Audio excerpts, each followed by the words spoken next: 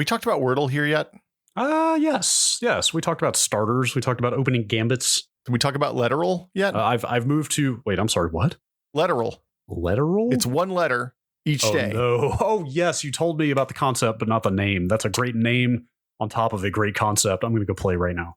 My first day, 26 out of 26. It took me all 100% of the chances. The odds of that are basically 1 in 10 billion. You should do the opposite of playing the lottery. W. Nope. R. T. It was L the day I did it. I am about halfway through the alphabet as of right now. Wow, that's fast. Dude. Z. C. V. Oh my God. It took me 25 tries. Yep. There you go. My least favorite thing about Wordle is the people who are like, man, this is just a local application, just runs on your phone. The answers are all in the HTML, man. Oh, cool. Yeah, that sounds great. Why don't you just go ahead and dig in there and ruin the game? You'd sound like fun. Like, yeah, like, do you cheat at solitaire? Do you understand the concept of enjoying yourself? All I was going to say about Wordle is that I have moved to the adieu method. And it feels like cheating. I used adieu for a long time. It turns out the vowels don't help me. Really? I need consonants. Consonants are important for me. I did have a little bit of a hard time today. It took me like 4 tries with adieu, but the first 3 days I used it, I solved it in less than 60 seconds. Like, it really, knocking out 4 of the 5 vowels right off the bat is just... Well, so adieu is great if you're not doing hard mode. When you switch to hard mode, where you can't use letters that you've already eliminated and have to use letters that you've already locked in, adieu makes it really, really hard because it really reduces the number of consonant opportunities you have in the follow-up words. This was on hard mode. Never mind then. Am I being that guy by saying this was on hard mode? Wow. Let's talk about the New York Times crossword puzzle. Yeah, we talked about it a few weeks ago, and we talked about Wordle, I guess, the last time. And Chris Remo's amazing YouTube channel, which, yes, here we are. He reached out to thank us for the shout out. Now here we are giving him another one. Look, man, if we flog your channel once, we're going to come back again. That's just the thread of the tech pod. My favorite thing about his channel is the thumbnails. I mean, like, the content is fine, but the thumbnails, he looks so thoughtful, are the best on YouTube. Yes, it is. I always smile when I see them, which is, they are such like subtly knowing parody of actual YouTube thumbnails while also working as legitimate YouTube thumbnails. I do find that the best YouTube thumbnails are a meta commentary on the state of YouTube thumbnails. That's exactly what they are. Every single element of the image works in concert to produce sublime magic. Anyway, so we were talking about crosswords. I've done the crossword for years, but I'm not good at it. I usually like make it to like the Wednesday. I'm reliable on Wednesdays. Thursdays are a little bit iffy for me sometimes. And Remo's videos have helped me get better at doing the Thursday and Friday puzzles. Okay, so this conversation came about because we were talking about Wordle the other day, because I do it first thing in the morning with a cup of coffee, and you, like a lunatic, do it like last thing before you go to bed. I want to feel it. You brought up that you play Wordle at night because you do the crossword in the morning, and I was like, wait, you do the crossword every morning? Like Monday through Wednesday, often on Saturday, almost always on Sunday. And so, yeah, then you kind of introduced this idea that I guess the difficulty gets progressively harder throughout the week. Is that by design? Yeah, it's 100%. Or at least for the New York Times crossword puzzle, it's 100% by design. So Monday is the easiest. I think Saturday is the most difficult, maybe, or actually Saturday might be an in-between difficulty. I feel like it's maybe like a Wednesday or a Thursday. Friday is always hard. And it's like the difficulty of the clues and the words, and then the kind of meta narrative of the puzzle. Because, you know, a good crossword often has a meta layer to it as well. So yeah, that's it. The Wednesday ones I can do really reliably. I've been doing them since I was in college. Okay. Thursday I do off and on. Usually Friday I stall out about halfway through. I'm like, I'm not going to finish this one, and then I just don't finish it. Who wants to put themselves through the ringer right before the weekend? Well, I mean, it's more that I have a specific amount of time in the morning. Like, if I can bang it out in the 10 minutes while I'm drinking a cup of coffee, it's going to get done. And if I get stuck after that, I probably won't get back to it by the end of the day. What do I need to know here? Do I need to sign up? Do I have to subscribe to the New York Times? You got to pay for the New York Times crossword puzzle in the 21st century. Okay. I used to print it out from the website. And honestly, if we want to tie this all back into tech, probably the second app I put on the first Palm Pilot I ever got was a thing that downloaded the crossword puzzle for, like, I paid actual money that I probably had to like PayPal to somebody in 1998, that let me buy an app that downloaded the crossword puzzle to my computer every day. And then I would sync up the Palm Pilot. And instead of just printing it out on the printer next to my desk, I would download it and play it on my Palm Pilot. I emailed someone about buying a product from them, or to be more specific, I emailed them to submit an order request this morning, and they had me PayPal money to a PayPal address, or to an email address. So what'd you buy, Brad? Some sort of homebrew electronics or, illicit reading material? No. It was a Mr. Doohickey, but like, look, there was something wholesome about just emailing somebody about selling me a product and having them tell me to virtually hand them $25. Aw. Look, we're regressing as an internet society, okay? And I couldn't be happier about it.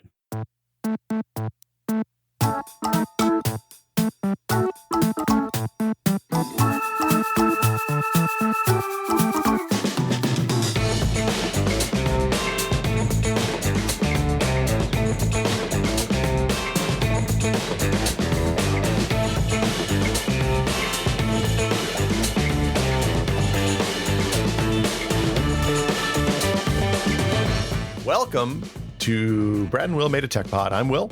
I'm Brad. Hey, Brad. Hi. How's it going? How much do I have to pay for the crossword? Like, I'm kind of intrigued.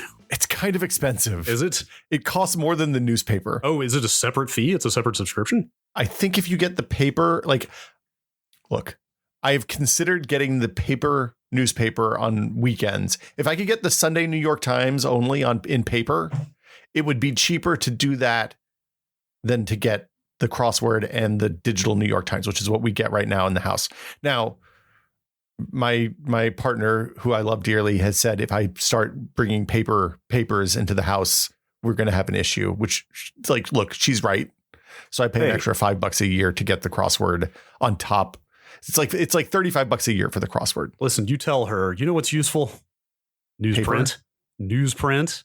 You know what's really hard to come by these days? Like, surprisingly hard? Newsprint.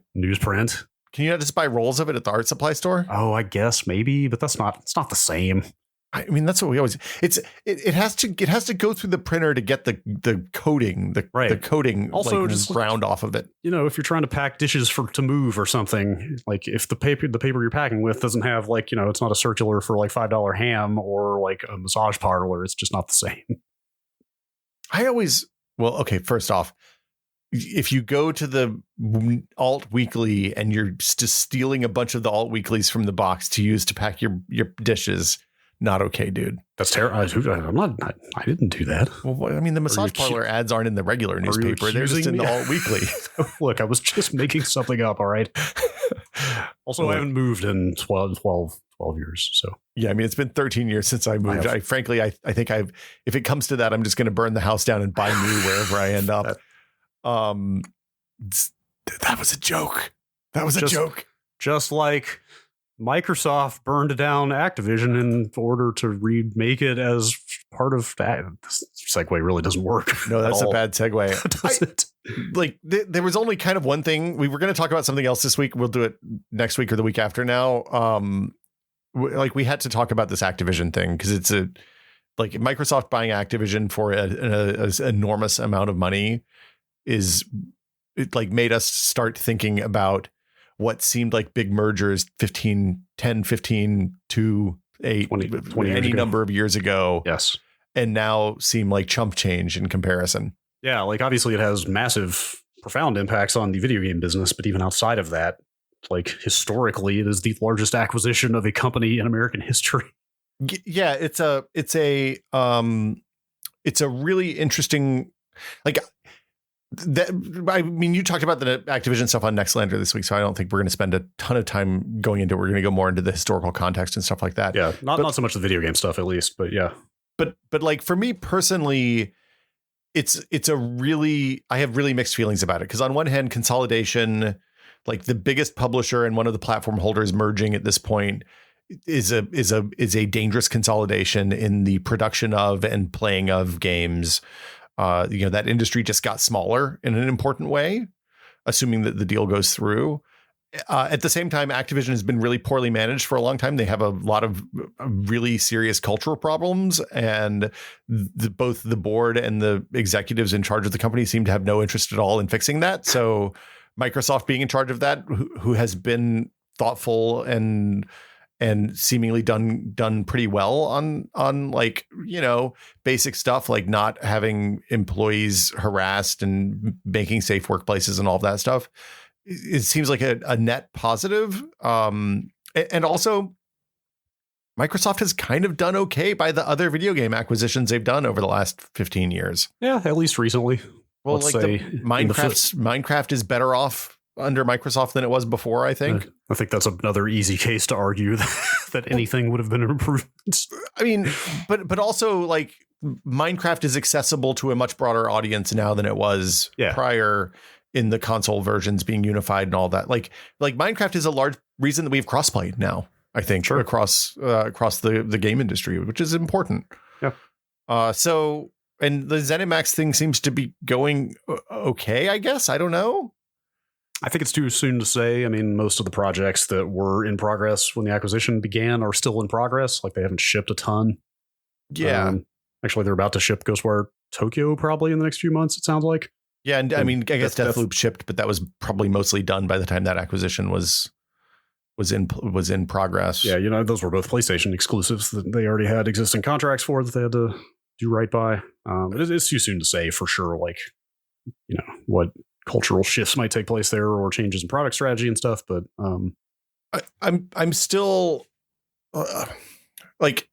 This is taking off my daytime job hat where I work at a game studio that just released a game on Game Pass at launch. Like I still have profound questions about the impact of that kind of subscriber business on games, on how games continue to work. And like it's unequivocally great for people who play games right now. I'm really interested to see how sustainable that is and how those deals change over time and stuff like that. So yeah, and how consumer friendly it continues to be, right? Like it is a great deal right now, but like people are justifiably very skittish about media consolidation and what constitutes ownership of media going forward, right? Like, but I mean, at the same time, if we end up with Game Pass on PlayStation and Nintendo platforms, and Nintendo and Sony both have their own versions of the same thing, or publishers have their own version of the same thing, maybe that is a more sustainable way for people to make games. And like I don't know. There could be upsides for sure, but I mean, there is some dystopian future where Game Pass gets so big that maybe you can't buy those games on physical discs anymore. Like maybe you have to sign up for Game Pass to play the games, and you can never even truly, not only can you never truly own them physically, but maybe you can't even like maintain access to them in perpetuity without continuing to pay that money, right? Well, and there's also a shift in general from like we'd seen a shift toward indies where you didn't away from publishers and toward indies over the last 10, 15 years in that industry, and consolidating all of those indie games back under publisher run services then basically undoes a lot of that that diversification. And I like it's just unknown. It's like it's been interesting watching that happen with Netflix and the streaming services over the last 10 years. We're starting to see the fallout from that now. Like the Animation Guild is about to strike on the video side, just because they like from a contract perspective, animators are getting paid as if Netflix is a small new media thing, and animation isn't actually the driving force behind most of the streaming services, right? So, like there will be shakeouts, and it'll probably be a bumpy ride for a little bit, but for now, it's definitely seems like good for players. I don't know. We'll see. Yes. Anyway, I guess this Activision news just kind of got us thinking about like the recent history of corporate acquisitions and mergers. Yeah, like or mergers and acquisitions, as people generally like to say. But for me, I don't know why. For me, it brought to mind the YouTube acquisition. That was one of the first big ones, right? Yes. But also, I mean, in context of when it happened, yes. In retrospect, in a modern context, and also in light of what YouTube has gone on to become. Yeah. Like the money that Google paid for YouTube in 2006 just feels like a pittance. Like it feels like, couch change. Well, I mean, that's the I'm air quoting this, but a good acquisition at this scale, and we're gonna basically talk about stuff that's over $1 billion here with a few exceptions, I think. So it's like we're talking about unimaginable amounts of money. Good acquisitions at that scale, in with the benefit of hindsight, look like they would have been foolish to not like they were no brainers, right? And YouTube definitely fits that mold. At the same time, you got Microsoft buying Yammer for $1.2 billion in 2011, 2012. Wow. Okay, I don't think we put the number on YouTube. It was 1.65 billion. Yeah, for what is inarguably the biggest video platform on the planet now, versus almost the same amount of money for Yammer, which I get. Yammer does still exist, right? Yammer still exists. It's part of, if you have Office 365, I think you have access to Yammer. Yes, they describe it as an enterprise social network, which I guess is what it always was. We used Yammer at Whiskey Media when it was. I think we paid $5 a person per month for it. Okay. Or per year. I can't remember. It wasn't expensive, but God, that is so quaint to think back on that. I mean, it was basically a wall for the company, right? It was just a place for people to post. It was a way for us to share information. It was kind of internal Twitter in a way, right? It was all it was internal Twitter. Yes. Okay. And we mostly used it to tell jokes. And then we were like, why are we paying for this? Let's go to the Salesforce one that's free. And nobody installed that on their phone. And then we were done with that experiment. I remember that. I don't suppose that Yammer board got backed up anywhere. It is gone forever. I hope. How am I gonna find out what the best sandwich places in Sausalito are? No, we used Yammer after we were out of Sausalito. It was when we were talking about burgers in Front Street. Oh yeah, I could have sworn I feel like I remember being in that basement and yammering. Yammer kind of set the stage for Slack. Like if you think about it, in terms of internal novel forms of internal communication for companies. They didn't execute on it the same way that Slack did. I was going to say, it really kind of illustrates how right place, right time a lot of this stuff is, but also obviously, yes, executing strategy or vision is one thing, and the reality of how you actually make the product is another. Well, so the other thing about the YouTube thing that's interesting is had somebody not bought YouTube, I think that their operating expenses for hosting all of the video on the internet, even in, I think at that time it was 5-minute chunks that were limited to 480p or something like that. They were relatively small files in a modern video context, but there were only a handful of companies that could have afforded to buy them and had access to the bandwidth and hosting and stuff required to for that service to grow into its next phase. So do you think is that the type of company that from the outset was designed to just burn capital and try to get bought as fast as possible? To put it another way, do you think that the founders of YouTube ever planned for that to be a sustainable private or independent business, or was that always the plan to just get scooped up as fast as possible? So I don't know any of the YouTube founders. I know people who are definitely relatively early YouTube employees, and I think they were kind of taken. I think so. My feeling, and this is a feeling not based on data or conversations with anybody or anything, is that YouTube was the thing that set the model of the modern tech unicorn, hey, we got to get 1 billion users kind of venture capital funded model that has driven a lot of the Web 2.0 companies. I don't feel like I think they were surprised by the scale at which they succeeded. And also, had they not sold around the time that they did, they would have had money or a lot of their success was because their service the video was shitty looking, but it was reliable.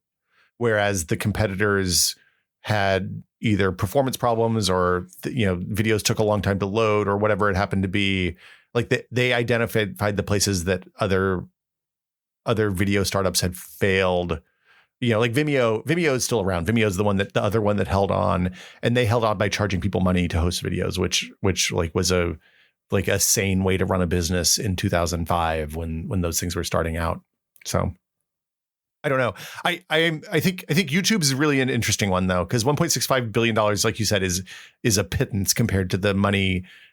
Google basically, when they bought that, they bought the ability to host all the video on the internet and thus sell all of the ads on all of the video on the internet in perpetuity. Right. So that number sounds tiny now, but I distinctly remember at the time going oh my God, a company sold for over $1 billion. Wow. Well, So it's funny because like prior to that, the $1 billion sales were kind of few and far between. Microsoft had bought a couple of business tools like Visio and this Dynamics Nav thing, which was a business intelligence thing. Both of those were for over $1 billion in the early 2000s, or 99 was Visio. But that I think that kind of is the distinguishing factor there. Those are both like B2B business oriented, like things you've never heard of as a consumer, right? Like nobody knew or cared what Dynamics Nav was in 2002, right? But like YouTube is a thing that you very likely have like put your children's faces on. Well, and Visio, like Visio is a thing people were familiar with. It's diagramming software, and it solved a hole and also gave them made them a competitor for certain categories with Adobe, which was the other kind of big Office/creative software juggernaut at that time.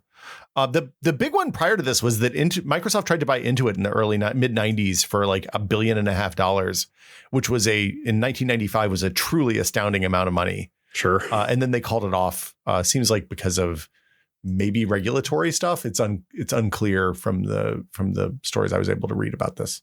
So I'm of two minds about like kind of going googly eyed at the ballooning figures that are being thrown around on all these acquisitions. Like on the one hand, it's like, oh my God, that's an 11-figure business transaction. Like that's insane. That's historically significant. On the other hand, like, is that not just a downstream consequence of more and more capital being concentrated in fewer and fewer hands?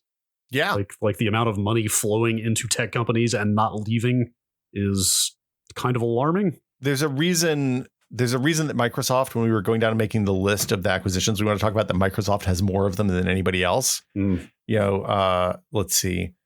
LinkedIn, Yammer, Mojang, Skype, Nokia. ZeniMax, Nokia, GitHub, Activision. Like, God, it's like half this list, actually. Yeah. Like Microsoft has bought, and the reason Microsoft was in this position is because they've been making, like Google's only been making insane amounts of money for the last 20 years. Microsoft's been making insane amounts of money for the last 35 years. 40, 35. Yeah. 40 almost. Yeah. Yeah. So, like it's interesting, like there's an interesting thread through the Microsoft acquisitions. Like they bought Skype for $8.5 billion in 2011, which seemed like an astounding amount of money at the time, especially given that Skype was waning by that point. Like that was Skype was still the dominant thing, but it was clearly a bad application. And then Microsoft bought it and made it consistently worse every year since then. It seems like from a user perspective. Not only made it worse, but also forced it on every Windows user for some period of time. And maybe is it still pre-installed in Windows 11? I feel like you can click I think you'll feel like it's one of those things that you click a link and it installs in the background silently now. Okay. But yeah, but that plugged a communication hole for them kind of in a way that like if you think about Skype in 2011, they were probably looking at iMessage and FaceTime on the iPhone and were like, shit, we don't have that. And while Google was off on one hand building 18 different competing products that do the exact same thing and then killing them off one at a time, Microsoft was just like, why don't we buy Skype and make it good? Like that's just buying a user base at that point, right? I mean, kind of, I guess. I don't like it's I think definitely acquiring users was a thing that happened in the mid 2010s. And like this is the point where we should disclaim some stuff. Like Brad and I aren't financial people. No. Like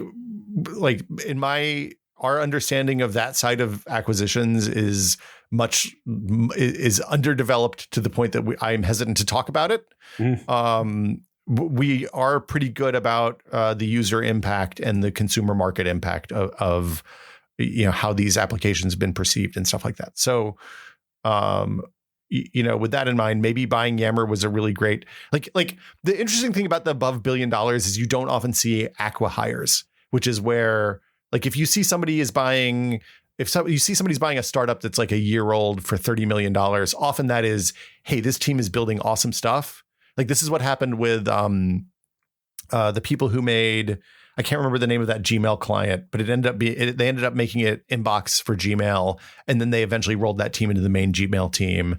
Like Google bought them for $30 or $40 million or something. And basically they wanted those engineers and those designers because they were making really good stuff and they wanted to apply that stuff to their existing mass market products. Right. Yeah. I saw an example of this last fall sometime. Facebook bought a social media startup Yeah. And literally in the acquisition press release, it said they were shutting down the product.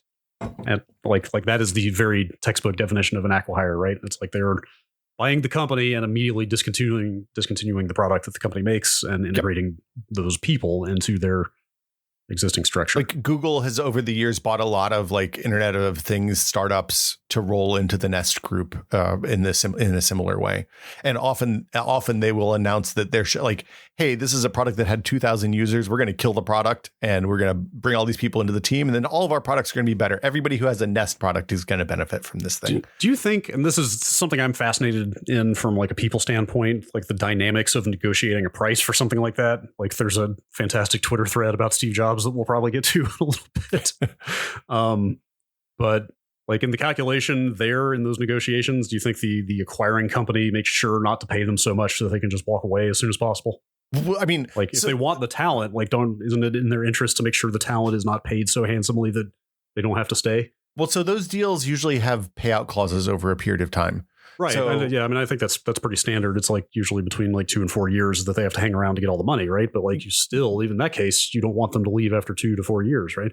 Yeah. So, I mean, this is why you don't see $1 billion acqui-hires, right? Right. Is you see $40 million and then everybody who has a piece of that company gets a little bit of money up front and they have a bigger payout after 1 year and another bigger payout after 2 years.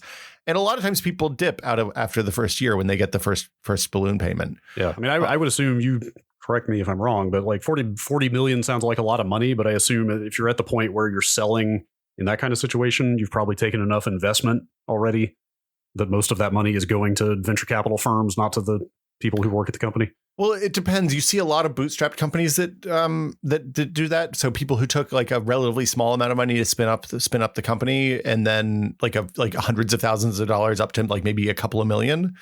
So they did one small round, like a seed round, or maybe a small A round, and then what'll happen is, you know, on those types of businesses, most of the initial funding is set up in such a way that like the equity really kicks over on the second round of funding. So, you know, the owners, I feel like Kickstarter is an example of this, where the founders ended up owning more than half of the company, even after they took initial funding, because they were making so much money in the early years that like they did never have to take more investment. So, you know, that ends up in a situation where if Kickstarter sold, which I don't think they ever would at this point, especially based on recent events. I mean, look, we could do a whole episode about Kickstarter probably, but the upshot is they ended up having not having to diversify their equity to the point that investors owed a lot, and that happens a lot in these acqui-hire situations. It's like something that like it's not like they don't have enough growth from a user or revenue perspective to do a series A or B round where they can actually raise enough money to keep going. So they are sitting here with a product that a small number of people really, really love and are amazed by, but they're not able to but they're still burning more money than they're making, and they're not able to raise enough money to like accelerate through that dip. And then they end up getting bought by Google or Facebook or Microsoft or whoever. That makes sense. So it's more like the acqui-hire is instead of going and seeking external funding rather than after seeking external funding. It's usually after you seek external funding and can't raise more money because everybody's like, I don't think this product that you're making is going to take off. That's what I mean. It's like instead of going and getting a bunch of money from VCs, you sell. Yeah, but I mean, so at that point, the value isn't in your user base or your product; it's in your team.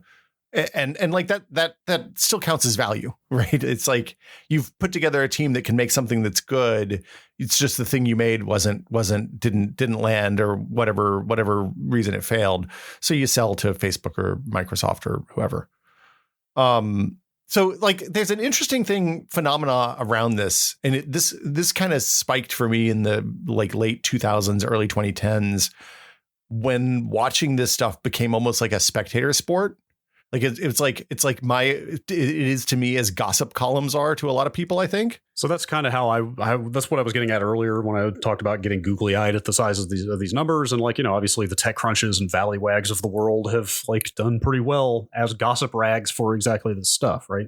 Yeah. Like it is fun as a spectator sport, but that's what I meant about feeling a little uncomfortable about spectating it, you know, like Yeah, because it's never good for us. That's what I'm saying. Like, it is entertaining to watch on one level, but on the other hand, when you look at the amounts of money being thrown around and think about what other purposes that money could be put toward in a different societal makeup, well, it starts getting a little uncomfortable, I guess. But like, not even that. It's like even like the meta problems with capitalism aside, the larger issue is that, like, when you have the last 200 years of or 150 years of post-industrial revolution economics have taught us that, like, consolidation in businesses is almost never good for the people who are reliant on those businesses for income, whether it's their job or for the people who need to buy the products in order to live, whether it's in the food industry or the oil companies or whatever. So, like, yeah, it's kind of neat that, hey, this is a huge deal between Activision and Microsoft. And, like, at the end of the day, we'd probably all be fine if we stopped playing video games or whatever. But like, the consolidation ultimately is probably not going to be great for the markets, for the people for anybody outside of the markets other than the investors who own Activision stock and Microsoft stock right now. Right. Anyway. So for me, I was going to say that YouTube one in 2006 was one of the first big ones that I was like, oh, wow, that is a buttload of money.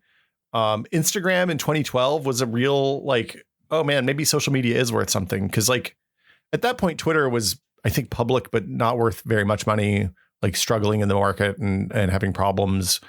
Facebook hadn't destroyed democracy yet. So... they had that going for them. Sure. God, was Instagram really that cheap? Instagram was $1 billion, and it seemed like but they didn't have very many users. So the thing that was noteworthy about Instagram was they were growing at a really good rate. Okay. And they were growing in a market that other social media networks hadn't kind of connected with yet. And I think, we talked about this a few months ago, like the idea that, like, Twitter is the social network for word people and Instagram is the social network for video, for picture people, and visual TikTok people, is for video people, and Facebook is for, like, family and friends oriented people, and, like, yada, yada. Mastodon is the social network for open source lunatics. Yeah. And antisocial like people. Yeah, like exactly. Yes. It's close to my heart. Yeah, we can go on down the list. There's social networks for fascists. There's everything now. Oh boy, yes. But the point is, at that point, Facebook looked at where they were growing and was like, "Oh, we can buy this for nothing right now." Air quote nothing on a Facebook scale, and they did, and it turned out to be a pretty good choice for them. Okay, interesting. So in my memory, I feel like Instagram was already huge at that time, or maybe it just made a lot of news. Like, it made a lot of waves when they made that purchase. It was very popular with celebrities, and, like, it was the bellwether for the rise of the influencer as a, like, the famous not famous person, as somebody who could drive like who was actually a market force. Sure. Also, that was only 2 years before another Facebook acquisition for quite a WhatsApp went for $22 billion, only 2 years after that. Well, yeah, and that one makes sense in retrospect now, because WhatsApp has incredible penetration in markets where Facebook does not, like Southeast Asia and India and Africa and around WhatsApp. I think we talked about this when Facebook was down a few months ago. But, like, WhatsApp being down essentially turned off texting services for significant portions of the world. Like, it essentially was text messaging and still is for a huge chunk of the globe. Yeah.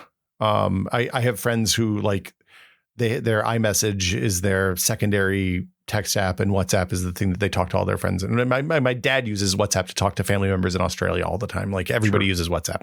Yeah.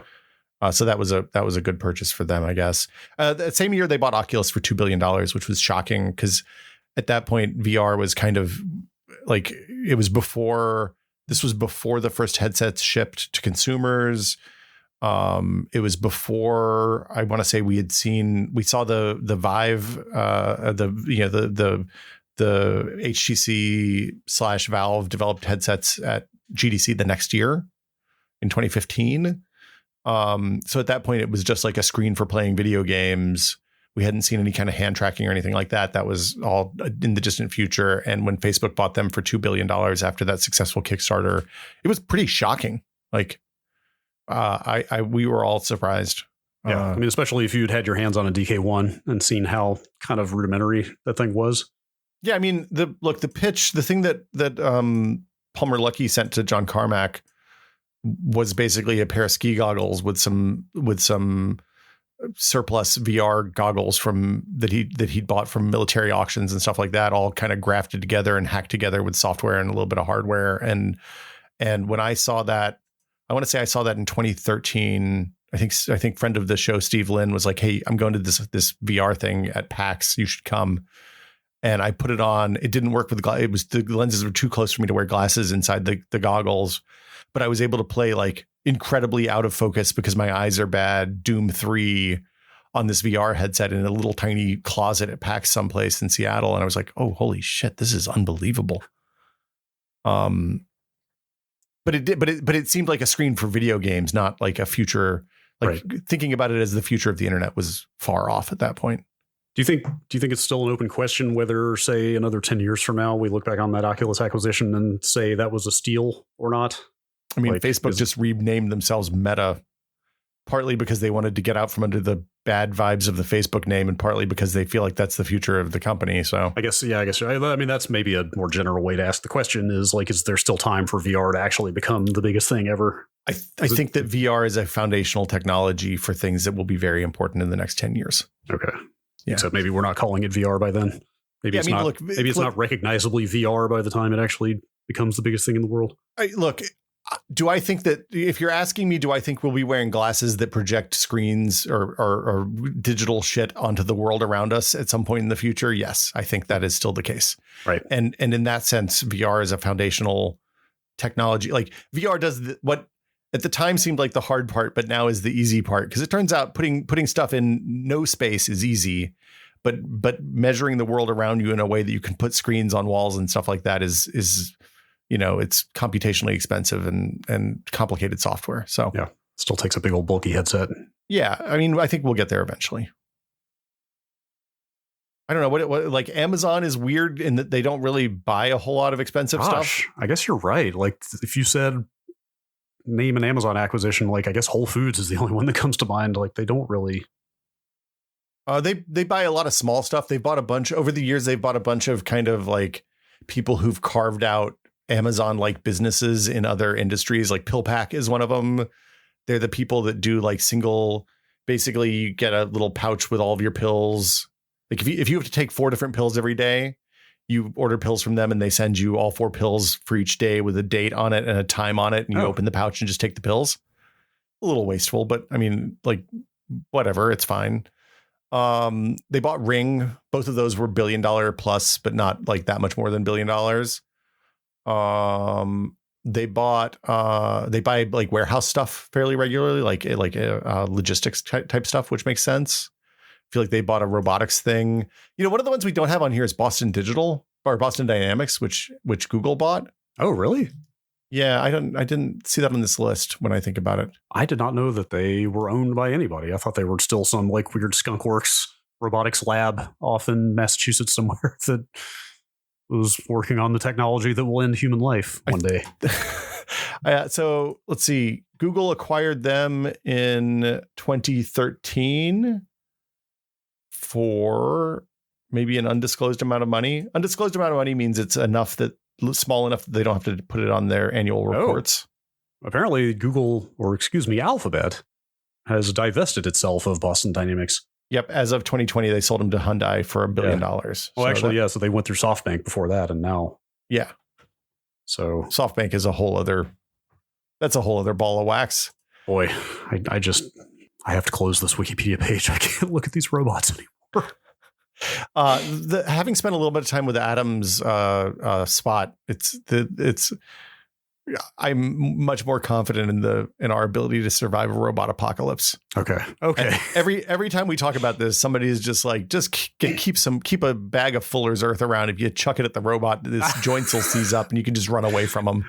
That is the most life imitating video games thing I have ever heard anyone say. I mean, like on the scale of Kojima insanity in a video game to something that actually ends up coming true, I think that's the most real, is that like, oh yeah, just keep some dust around and huck it at the robots and it'll work itself out. Well, he saw that one coming. Yes. Yeah. Let's see some other, like I feel like we're kind of rambling here. The Nest one is interesting because that was like $3.2 billion in 2014, which was kind of a lot for Internet of Things stuff back then. And that ended up like I think that ended up being a smart buy probably in the long term. DoubleClick in 2008 was another one that I was like, oh wow, internet ads are really worth a lot of money, huh? Worth a lot of money. Yeah. Who bought DoubleClick? Google. That was Google. Okay. Yeah. And thus they became one of two internet advertising juggernauts today. Yeah, there was a number the other day. I mean, I think it's like Facebook and Google are 2/3 of the ads on the internet at this point, right? Yeah, and the rest are like Microsoft and Amazon, right? Yeah. I've heard of them. Weird. Funny how the same like 5 or 6 names keep coming up over and over. There's a handful of big ones. Google, it's funny, Google mostly buys small stuff. Like they bought a bunch of stuff in the $1 billion range, like Waze was a 1.2 bill. HTC, they bought patents, I think, for $1.1 billion in the phone business. They bought Fitbit for around $1 billion in 2021, I think, 2020. They bought the smartphone business unit from Intel for $1 billion. The biggest one that Google has bought that I saw was Motorola, which seemed like it was mostly about patents and engineers. Does the Motorola brand even really exist externally anymore? Motorola is one of those companies that was huge and broke up into a bazillion little groups. Like Motorola still makes cable modems and stuff like that. Oh, sure. Yeah. Surfboard. And fiber nodes and all that kind of stuff. The cell phone, I believe that the thing that Google bought for $12.5 billion was a bunch of cell phone patents for radios and stuff like that. So that they had it. And like, some of this stuff is so amorphous. Maybe they just bought the patents so they could have they bought the company so they would get the cross licensing agreement with Qualcomm because it was cheaper to do that than it was to pay Qualcomm. I don't know. Negotiate. This is where my understanding of business starts to get thin. So sure. Hey, remember the Razr? Yeah. Remember that weird 3 or so year window when Motorola phones were actually like the hottest shit out there? Oh yeah. And then the Nokia and Sony Ericsson candy bar phones came out. Yeah. You were like, oh, these are so much better. Speaking of which, I wanted to ask you, as someone who used to cover phones quite extensively, how does that Nokia acquisition look to you in retrospect? Well, I looked at where we put it on the top of the list, and I was like, maybe this should go in the stinker category. I'm not entirely sure. Yes, I meant to mention earlier, we do have a stinkers header here that we haven't gotten to yet.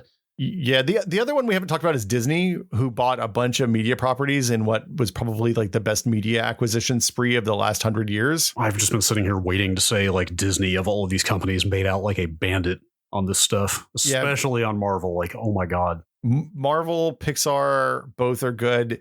The Star Wars stuff is going to drive the Disney Plus business for years, I think, probably because they're making like the way they're making TV shows and the technology they've built to let them make those TV shows really freaking fast is amazing. Sure. Did we say the numbers? I mean, Marvel was 4.25 billion. Like that's maybe like the revenue on the box office on an average Marvel movie is like $1 billion and change. Right. Like that's the thing. So, like any given release from that studio at this point is making them like a quarter of that. Like that's just hard to reckon with. I thought that was cash in stock though, so that was probably an even better deal. The Lucas thing was half when they bought Star Wars from George Lucas, that was half cash, half stock, which meant that George ended up making $10 billion off that deal probably.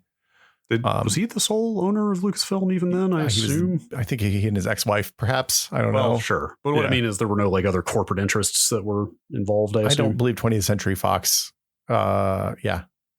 I mean, and then Disney just bought 20th Century Fox to get the remainder of what they didn't get from Lucas, I guess. Right. Because I feel like Star Wars, the first Star Wars was partially owned by Fox in some way. I think it was just rights. It was just distribution rights or something along those lines. Yeah. And then the follow-ups were all funded by the toys from the first that's my movie. Understanding. Yes. Yeah. And then Pixar. I mean, Pixar in 2006 for $7.4 billion was a lot of money prior. Like it's kind of bonkers now that you think that they paid more for Pixar than they paid for Marvel. Kind of. I don't know. I mean, you think about where Pixar was in 2006.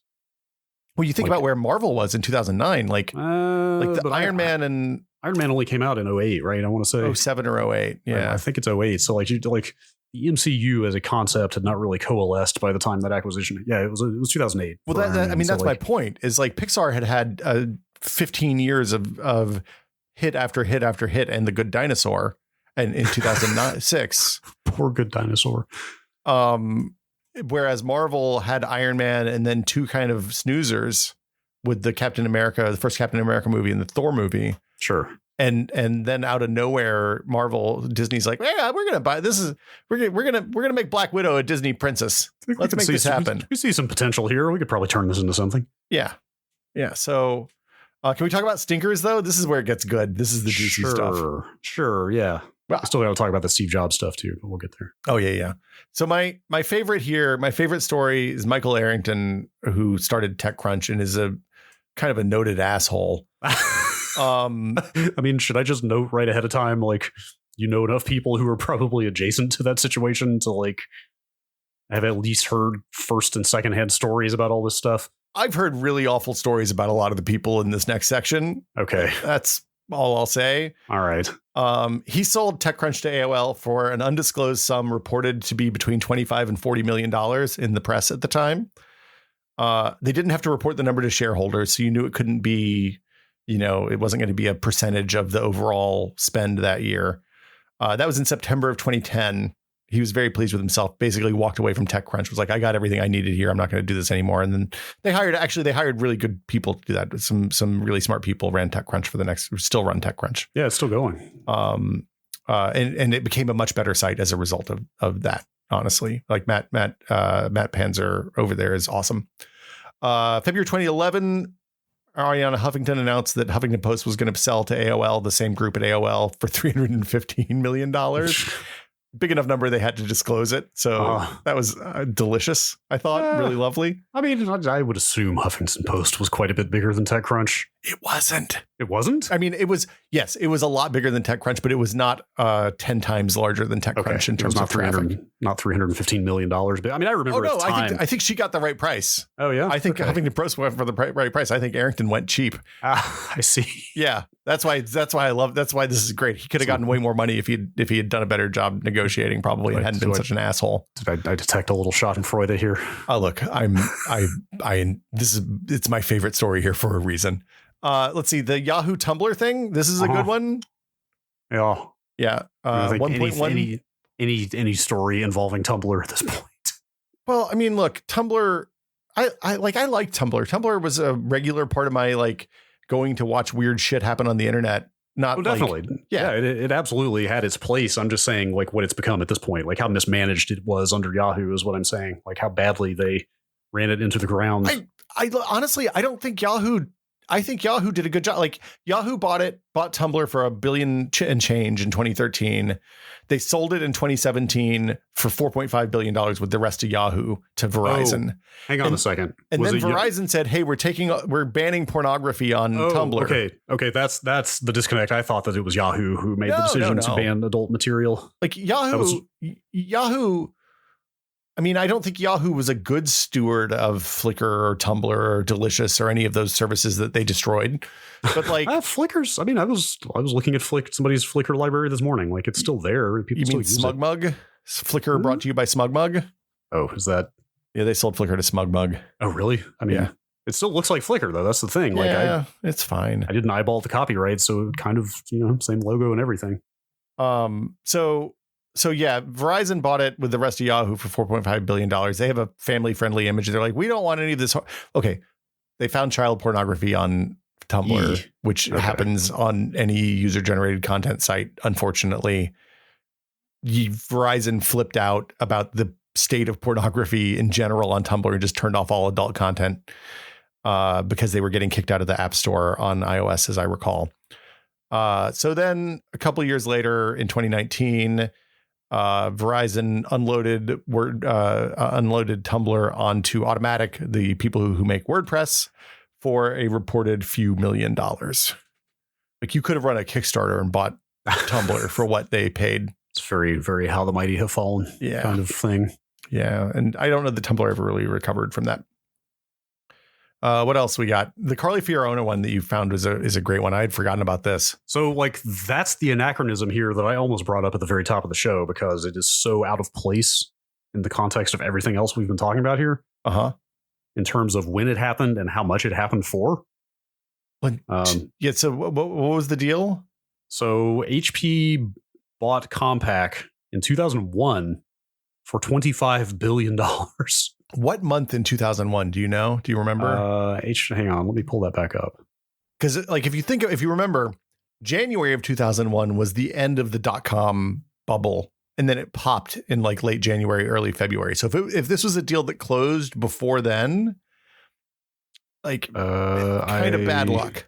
I'm trying to find the date. September 2001, it looks like. Yeah, see, that's an insane thing to do after the .com bubble burst. Yes, also that was September 3rd, 2001 for that's a historical context. Whole other bad luck situation there. That was the historical context I was reading. Everywhere I read about this thing though was that the .com bubble had all but burst at that point, but B also like a lot of PC makers were like fleeing that industry. Like that was a low margin business that was not healthy at the time, and yet here they are buying a major PC maker. Well, and they were a premium brand that was buying a cheap brand also, which was like Compaq. It's funny because 2001 was around the time Compaq started to actually make good computers. Oh, okay. I was gonna say, like at that point, Compaq was very much a like Packard Bell-esque kind of like. I would rate them above Packard Bell and E-machines, but below like your Dells and Gateway. I think Gateway was gone by then, but it was below the kind of premium mail order businesses. It was a Compaq was like probably if you knew what you were doing, you could probably buy an okay Compaq at Best Buy or CompUSA or something like that. But it was risky. It was no Gateway 2000. It was no Gateway. It was no Dell. Like it wasn't even as good as a Dell at that point. But like that was the time that Compaq was sending us pre-configured machines that were testing. We were testing at Maximum PC and giving like 9s and kick-ass awards and stuff like that too. Okay. They were putting good graphics cards and good CPUs and good memory. Like they weren't making big mistakes and their cases were okay. Okay, so there was some value there. That was around the time that Josh Norum and I knocked a Compaq off the trolley on the way to the photo studio outside across the street. Did it cease to function? Still worked. It was pretty dinged up. We had to photograph it from a weird angle. How do you feel when you drop something of that nature? It's not great. Okay, look. Okay, yes, that's what yes. In the moment, of course, it's not great.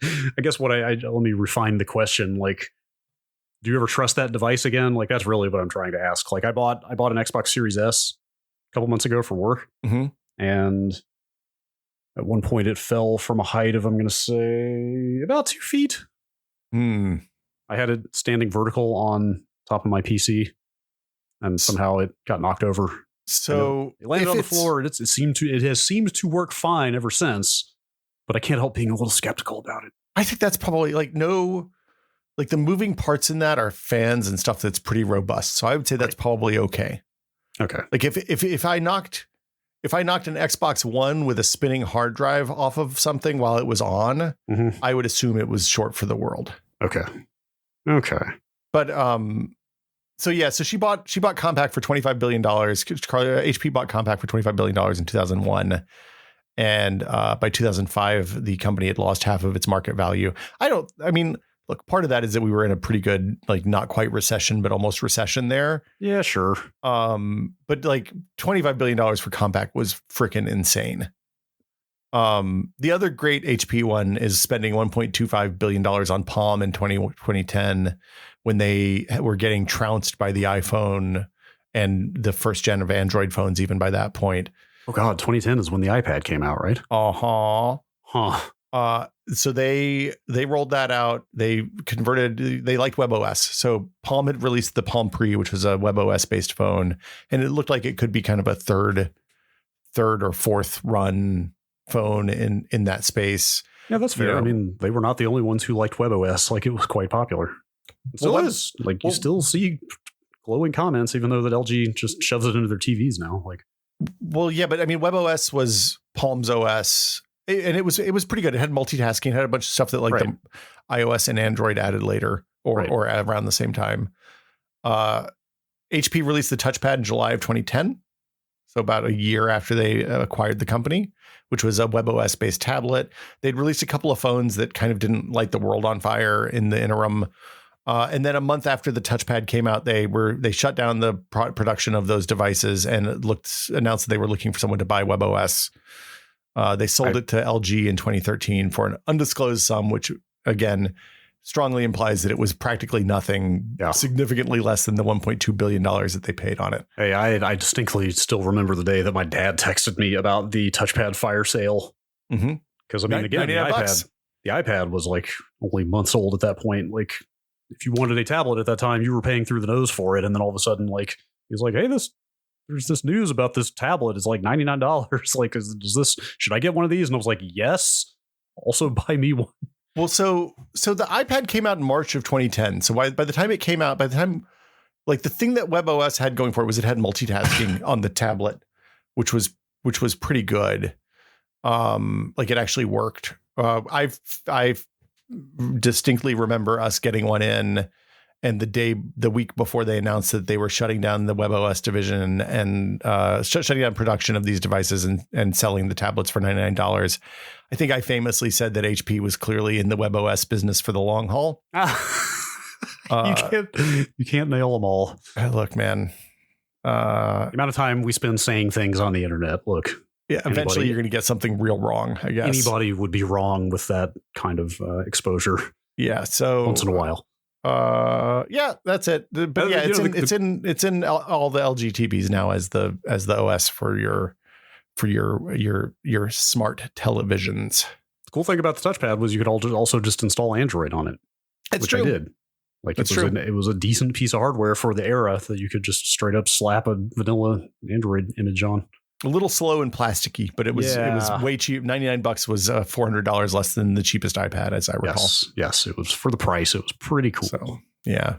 And then, like, to put a little bit of the backroom stuff that happens on all of this in context, there's this thread I sent you before we started this. Yeah, I had not seen that. I guess this person posted this, on the 10th anniversary of Steve Jobs' death? I feel like I saw it. It pops up around the anniversary of Steve Jobs' death every year. I think that was the occasion last October. Yeah. This thread went out where he talks about, do you want to? I mean, basically talks about getting a meeting with Steve Jobs to sell their company to Apple, which Steve Jobs agrees to do in the meeting. Yeah. And then starts to exit the meeting and essentially says, hey, Eddie Q here will take care of you to settle this up. And then he says, then he overstretches and says, you know what? I think this company is worth more than your. He asks what range we're talking about. He was like, yeah, what kind of range are you thinking about? It's like, dude, Steve Jobs just said he's going to buy your company and he's now walking out of the room. Like, maybe just let it go. Maybe follow up with have this conversation with somebody else, not with Steve. Have this conversation with people who are less famously prickly. Yeah. So Steve gives a range and he says, I know we're worth 3 times that. And Steve senses weakness. Yeah. That's the thing. He's like, why if you know it, prove it. And the deal calls off. I think he said they shut down the company eventually. I can't remember. They ended up selling it at a loss. Yeah. They ended up selling the company at a loss instead of to Apple because he didn't know when to leave well enough alone. You hear a lot of those stories about especially Steve Jobs, but other people as well. The lesson there is if you are in a situation where you're trying to sell your company for a lot of money to somebody, it's not a good time to bullshit, I guess. Or you have to be a legendary bullshitter. Yeah. If you're going to do it. I think that's the wrong takeaway from this story. I think if you are not prepared to back up what you're saying in that situation, you should not overstretch. You will find yourself. That's what I'm saying. You have to be like, you have to have the spirit of a huckster to be able to pull that off. Like you have to be able to talk a bunch of complete bullshit to come out the other end of that situation in a positive posture. I mean, but the thing is, any kind of deal that's worth any significant amount of money is going to involve disclosure, and you open your books, you open everything that you have, of as course, part of the disclosure process. Like it's not your bullshit's not going to stand up. Is the thing? Yes. So, yeah. Anyway, That's it. This is us talking about mergers and acquisitions. Yeah. I think it's kind of fucked up that Activision, after mismanaging their employees and abusing their employees for a long time, is going to get the people who allowed that to happen are going to get enormous payouts. But what do I know? I mean, it is fucked up, but it's also the system working as intended. So like the fault lies with the very structure of the system. What I mean is, like any other company that pulled this, would the executives or the people at the top would benefit in exactly the same way. Yeah. Like it's not a uniquely Activision problem. It is a systemic problem. Well, now I'm just sad. Anyway. But you know what I'm grateful for and thankful for every week, Brad? What's that? Our patrons. Oh, yes. This is the part of the show where we thank them. So thank you, patrons. Thank you, patrons. And as always, if you would like to help support the 100% listener-supported Brad and Will Made a Tech Pod, this podcast that you're listening to right now, you can by going to patreon.com/techpod. Again, that's patreon.com/techpod, where for as little as $2 a month, you can sign up to join the fabulous Tech Pod community over in our Discord. You can get things like patron exclusive episodes every month. What did we talk about last month? Do you remember? We did that kind of live walkthrough of that Mr. 486 core. Oh, yeah, that was fun. Which we then streamed some of that on Nextlander. Yep. And I tried to install FreeBSD on it. How did that go? It did not go at all, it turns out. Actually, I did a little digging for people who were curious. In fact, people on the Discord helped me uncover this fact. I guess the virtual IDE stack in that thing is just bare bones enough to make DOS function, and that's about it. Interesting. Pretty much anything else, any other OS with greater needs than DOS is not going to go on that thing. Interesting. Which is a bummer because I sense a weird OS2 rabbit hole coming on. I would love to see if you get OS2 running on that thing. I don't think it will. I mean, for that same reason, I don't think that it'll function there. But I mean, there's plenty of like PC-based solutions. I mean, you can just throw it in a VM if you want. But I don't know why. YouTube was serving me some OS2-based videos the other day. OS2 runs on DOS. I found are you sure about that? Depends on which version you're talking about. I'm thinking 3 and 4, like Warp or nothing, please. Warp. I feel like you could shell to DOS from Warp, but I don't remember. Okay, but that might have been DOS running inside OS2 rather than OS2 running on DOS. Like, remember, one of IBM's big pitches for that thing was like, it runs Windows apps faster than Windows. Yeah. Remember, it had that Windows 3.1 compatibility layer. I mean, if it ran Windows app, it ran Windows apps faster than Windows was the key there. You should put BOS on that thing and just see how that does. I would love to. Yeah. I mean, that's a weird one because, like Haiku still exists. Like that's essentially is BOS. Like that's still out there. That's true. That's true. But anyway, I landed on a video of Kate Mulgrew and Leonard Nimoy introducing OS2 Warp 4, I think it was. Look, we gotta appeal to the nerds. Yeah, who do we get? Clearly, let's get that woman from Voyager and Spock. Clearly, some marketing synergy here. But yeah, if you want to join the Discord, you can go to patreon.com/techpod. And as always, we want to thank everyone who supports the Tech Pod, but especially our executive producer tier patrons, including Paddle Creek Games makers of Fractured Veil, Andrew Slosky, #Bunny Crimes. I'm gonna start calling him Octothorpe Bunny Crimes, I think. We'll revisit this topic later. That's the name of the hashtag sign. I did not know that. It's an Octothorpe. Hang on, I'm looking it up right now. I'm looking it up right now. Jacob Octothorpe Bunny Crimes. Completely thrown you off your patron thanking game. Like I've done this like 100 times and now I've jacked it all up. Octothorpe Bunny Crimes, Jacob Chappell, Joel Krauska, Twinkle Twinkie, David Allen, and James Kamek. Thank you all so much. We really appreciate it. Yes, thank you very much. And that'll do it for us this week. Yeah. Next week we have something special. We do. Maybe. Have. Probably. Maybe. Yes. Optimistically yours. Okay. I'm sitting here thinking, shall we commit to this or not? I think we should tease it soon in a non-committal way. In a non-temporal way. Yes. And maybe the week after. Okay. When I think about it, I can't remember what the exact timing is. In the next 2 weeks, we have something exciting for you. Yes, we have some new stuff brewing. Yeah, next week might just be a Q&A episode. So get your questions into the Discord channel or send them to techpod@content.town and we will turn them into A's for you. Yes, absolutely. And on that note, I guess we will see you all next week.